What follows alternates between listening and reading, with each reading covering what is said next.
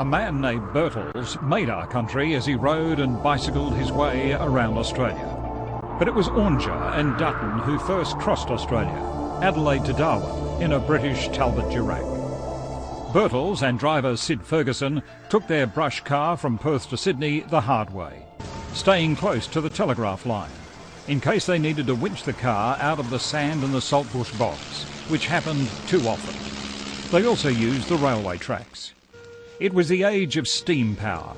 Even steam cars roamed the streets, not popular and scaring the horses.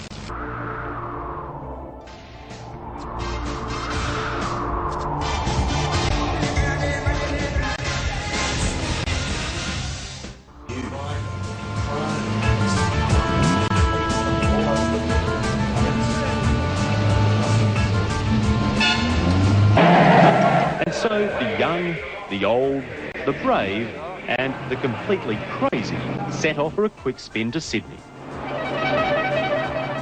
The truly amazing thing is that some of these people had done it before, 25 years ago, and yet still wanted to do it all again. Back in '68, the man of the moment was Andrew Cowan and his Hillman Hunter. The first car to circumnavigate Australia was the 1932 Hillman Minx. A tough task, but with a fitting name. Cheeky and purty for such a tiny engine. This story was well documented by William Hatfield in his famous book, Australia Through the Windscreen. On this same 1932 reconnaissance mission, he gathered notes to provide the routes company with information on a potential Red X trial route.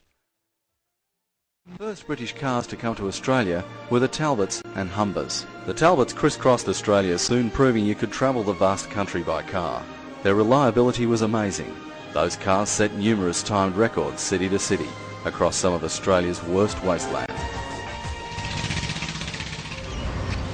This is Government House in Perth, where soon 40 cars will take off on a tribute to the centenary of the first car that left from Perth to Sydney 100 years ago. 4,000 kilometres they'll travel in a great adventure across Australia.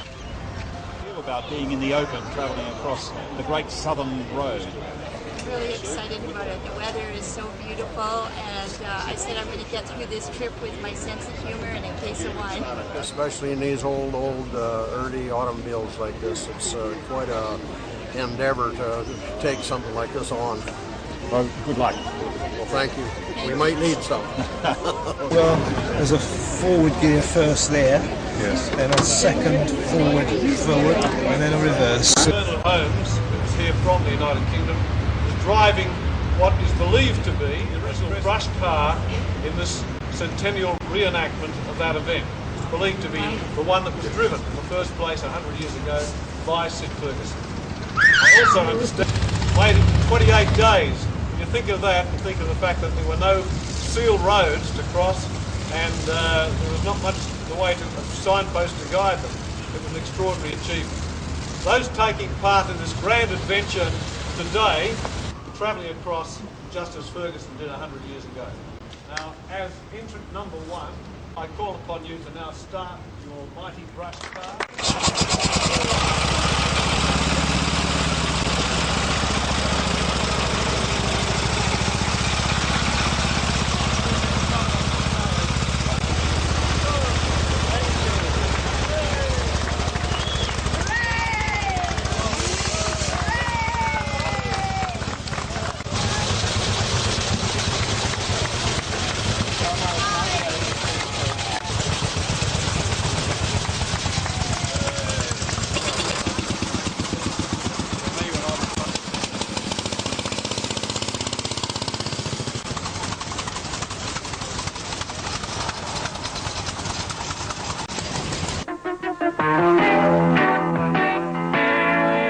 Back in the 1950s, the normally unappealing combination of rough roads and long distances inspired a spasm of extraordinary motoring contests. There have been others since, but those early marathon car rallies aroused staggering levels of it.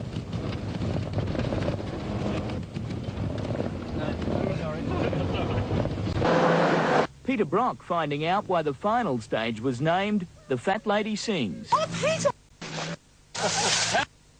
my car protest immediately. Well, Sonny, I can sing to you. Twinkle, twinkle, little star, you finished your little wonder, you're a ripper. Big kiss for me.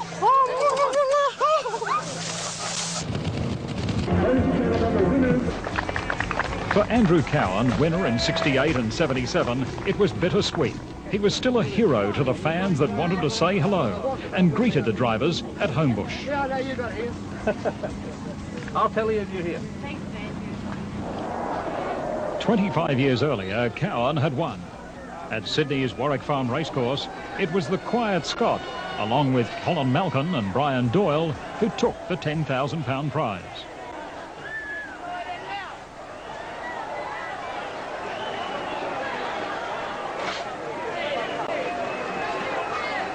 What was it like? Long, fun trip. Yeah? Yeah, it's been lovely. The first British cars to come to Australia were the Talbots and Humbers.